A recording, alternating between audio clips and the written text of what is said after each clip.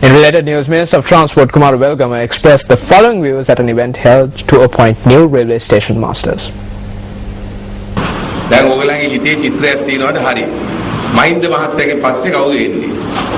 Do you have a mental picture as to who will follow Mahinda? Will the United National Party secure victory at the next election? The majestic elephant of the Northwest, who can also sing, came over to this side yesterday.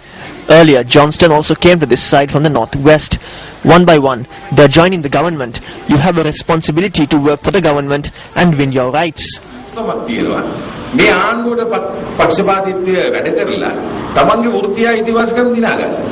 Appointments are granted to 107 railway station masters. And now let's take a look at the newspaper cartoon of the day, which we selected from amongst today's English newspapers.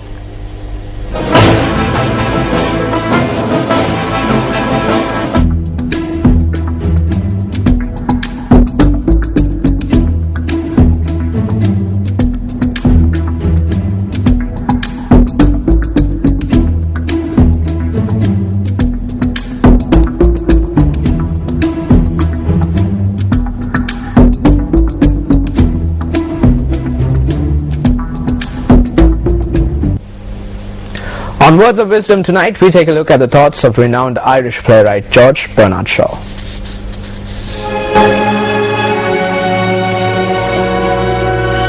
He knows nothing and thinks he knows everything. That points clearly to a political career. George Bernard Shaw, Irish playwright.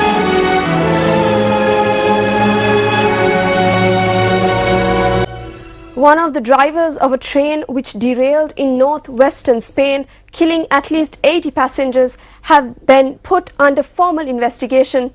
News First Shamir Razuldin reports. Destruction and chaos at one of Spain's worst train disasters since 1944. The death toll kept rising throughout the night. As daylight broke, the scale of the tragedy was becoming clear. Authorities confirmed that at least 78 people had died in the catastrophe. A further 130 people were being treated for injuries, among them a British citizen. At least 20 of those in hospital were described as being in a serious condition. Rescue crews worked overnight to access the smouldering wreckage of twisted metal and free survivors. During the morning, pictures were shown by the state media in Spain what appeared to be moments before the train came off the track. The distressing video you're about to see comes from a trackside camera belonging to Spain's National Railway Company.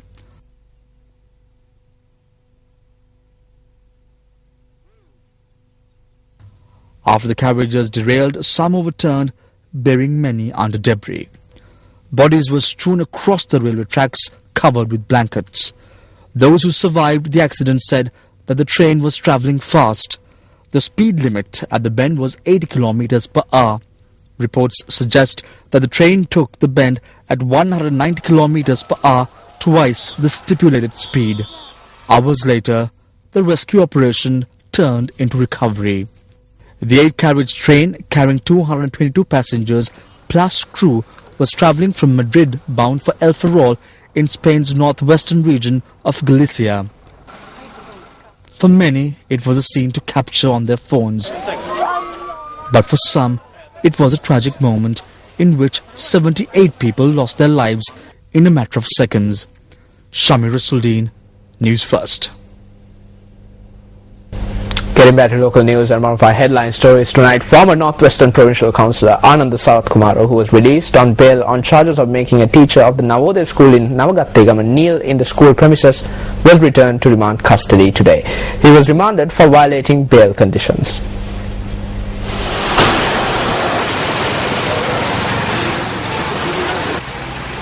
Former Northwestern Provincial Councillor Anand Sarath Kumara appeared before the Anamadu Tourism Magistrate Court today. The case was taken up before Putlam District Judge and Magistrate Ranga Disanayaka. Attorneys appearing on behalf of the aggrieved party pointed out that the former councillor had violated his bail conditions by threatening witnesses and making statements to the media.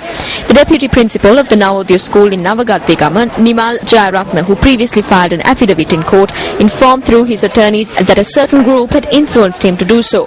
The deputy principal also said that the witness statement he had provided to the police was true.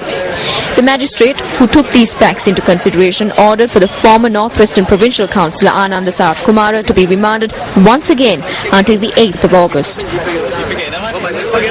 We highlighted Article 14(1) in the Bail Act. The magistrate has the power to cancel the bail that is granted after considering all facts. The magistrate who examined the facts presented decided to annul the bail based on Article 14(1) of the Bail Act. The magistrate ordered for the case to be remanded until the 8th of August. Meanwhile, the chairman of the Yatkantota Pradesh Sabha, who was arrested over bribery allegations, was remanded until the 2nd of August. The order was issued when the case was taken up by the Colombo Chief Magistrates Court today. Officers of the Commission to investigate allegations of bribery or corruption arrested the Pradesh Sabha chairman on the 12th of this month. He was arrested while soliciting a bribe to provide a permit for a poultry farm. Furthermore, 5 persons, including Deputy Mayor of the Moratuwa Municipal Council, who are suspects in the murder of Venerable Matigath and Vimalavansathera, the chief incumbent of the Egodu Uyana Sunando Pananda Vihara in Moratuwa, were further remanded until the 8th of next month. Presenting a report to the Moratuwa magistrate, the Criminal Investigation Department said that it is yet to receive the Attorney General's advice on the case. A complaint was filed with the Commission to investigate allegations of bribery or corruption today against the mayor of the UPFA-governed Nuwara Eliya Municipal Council on grounds of financial irregularities. The complaint was filed regarding money received from sponsors of the Nuwara Eliya Vasantodana 2013 that should have been debited to the public fund of the Municipal Council but had instead been debited fraudulently to another fund. Deputy Mayor of the Nuwara Eliya Municipal Council, Tissa Senaviratna, lodged a complaint at the Commission to investigate allegations of bribery or corruption this morning. There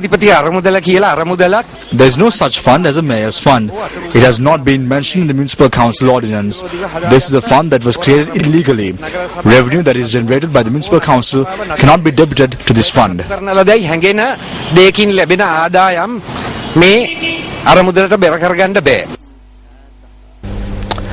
Pradesh Sabha member was killed in a motor accident in Min area last night. The accident had taken place when the vehicle the Pradesh Sabha member was travelling in crashed into a bridge and fell into a lake. The accident occurred in an area between Min area and Rotavawa. The deceased was UPFA member of the Hingurankeda Pradesh Sabha, R.B. Ratnayaka. 44-year-old Ratnayaka was a father of 3. A recent US report states that if recurrence of conflict in Sri Lanka is to be prevented, the international community should help the government respond to the needs of all communities in the island nation. The report was compiled by a group of individuals, including former Secretary of State Madeleine K. Albright. The report was published by former Secretary of State Madeleine K. Albright and former U.S. Presidential Envoy to Sudan Richard S. Williamson, co-chaired by the organization Responsibility to Protect. The report also touches on the conflict in Sri Lanka. Identifying the concrete steps on the will and capacity of U.S. decision makers to respond in a timely manner, the report states that if a recurrence of conflict in Sri Lanka is to be prevented, the international community should help the government respond to the needs of all communities in the island nation. The report also adds that a national reconciliation process is needed to address the wounds inflicted during the nearly 3 decades of conflict. The statement reiterates that despite the high number of casualties, the international community did little beyond issuing statements of concern during the conflict. The statement adds that the international community neglected its responsibility to take timely action when it was apparent that violations of humanitarian law were taking place. On business news tonight, the Capital Maharaja Organization's ERP or Enterprise Resource Planning Project, codenamed MARS, commenced yesterday. The official kickoff of Mars, or Maharaja Resource System, was marked with a gala ceremony at the Stein Studios in Vatmalana. It was actually just less than a year ago where NASA managed to land a rover called Curiosity on Mars' surface. The amount of pre-planning that went into getting that rover to land perfectly, avoiding any obstacles on a planet's surface that really is unknown to us, was incredible. And I think that brings us really very close to what we're doing here, and I see a big parallel in it. In another 9 months, when we switch on, we go live. It's called the Big Bang approach. It's going to be an exciting time ahead of us. This system is going to become the backbone of our organization, and I, for one, can't wait to see what happens next. Let me assure you, and I'm not trying to scare you, this journey is going to be equally difficult. Let's not even for a while presume that the task is going to be easy. Because the goals on efficiencies is the end result of this project. The transition from BPX to SAP is not the primary goal. That is a means to the goal, and that's got to be remembered. The Mars system will feature the latest ERP technology from SAP, which is used by many of the Fortune 500 companies, as well as cutting-edge technology from IBM. When we actually sat with you for a period of almost 4 years, we saw the organization change from what it was in 2006 to what it finally was in 2012, and that change was incredible. For SAP, I'm very proud to say it, the largest single deal this country has ever seen. So you might have seen large conglomerates before you who have embraced SAP, but they at no point in time did they go for the Big Bang approach you so courageously took. And I'm looking forward to see it go live on time and become one of the beacon implementations for SAP in this country. You're changing from a present system to a system that will take you to the future. You're changing the way you work from what you have to what, without modification, what you will get. That is the way that IBM too looks at things.